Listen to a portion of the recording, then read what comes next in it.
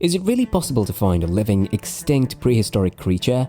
Well, do you know that a species is referred to as a Lazarus Taxon when it suddenly reappears after being presumed extinct because it vanished from the fossil record? The deep seas, the dangerous rainforests and the thick woodlands are still difficult to explore.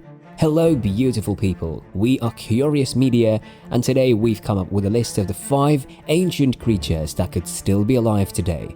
Before we get digging, make sure to subscribe to our channel, and if you like this, give it a thumbs up and watch it until the end. Number 5. Mammuthus Primigenius, or woolly mammoths. Coming from the Elephantidae family, most fossils of this enormous elephant have been found in Siberia's permafrost in Russia. It emerged between about 800,000 and 600,000 years ago in Asia. It might have arrived in Europe around 200,000 years ago, in North America across the Bering Land Bridge about 125,000 years ago, as per the genetic evidence.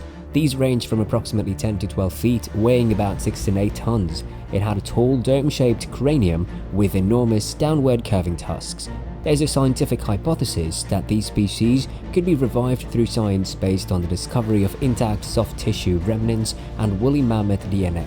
Nonetheless, although people have claimed to have seen the animal in several places, there has been no proof of its immediate existence. Number 4. Megatherium, or the giant sloth. Megatherium was a giant ground sloth coming from prehistoric times. It is an ancient animal that formerly flourished in the South American forests. Paleontologists believe that giant sloths perished thousands of years ago on the end of the last ice age, the same time as woolly mammoths and saber-toothed tigers. However, there are legends of a monstrous being known as the Mapinguari that dwells in the dense jungles of South America. It is reported to have a mouth on its belly, gigantic backward-facing claws, and a height of 10 feet or more. Although it may sound absurd, these traits may be compatible with the enormous Megatherium.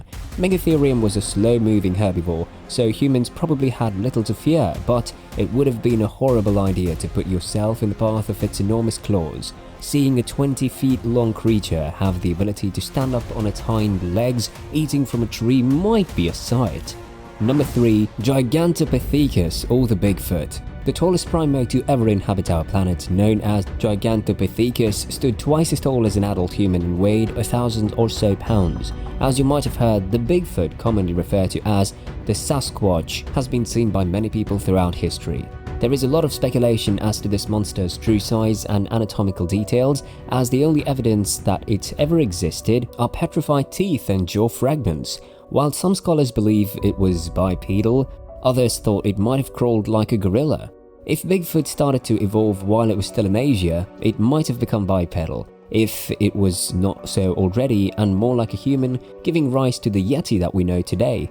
There was a significant interchange of fauna between North America and Asia over the region we now know as Beringia during the previous ice age when the sea levels were lower.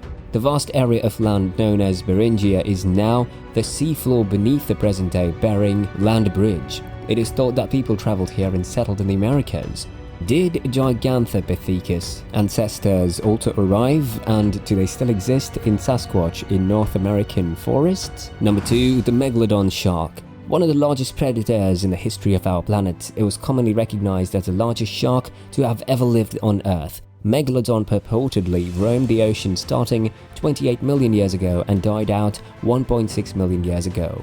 With length of at least 60 feet, Megalodon was the ocean's top predator in its day since it fed on whales and other large marine mammals. There are occasional reports of enormous sharks larger than the ones that we are currently aware of. Anglers have recently reported potential Megalodon encounters in the Sea of Cortez and other regions with deep, difficult-to-explore oceans. Does this imply that Megalodon remnants may still exist in the ocean's deepest regions? Number 1. Plesiosaurs. A large marine reptile, Plesiosaurs, existed 65 million years ago. They live in our oceans in wide varieties, and people are more familiar with the ones with long necks, large bodies and flippers. Most plesiosaurs consumed fish, but some of the larger species would have also consumed other larger water creatures and occasionally may have caught a dinosaur from the shore.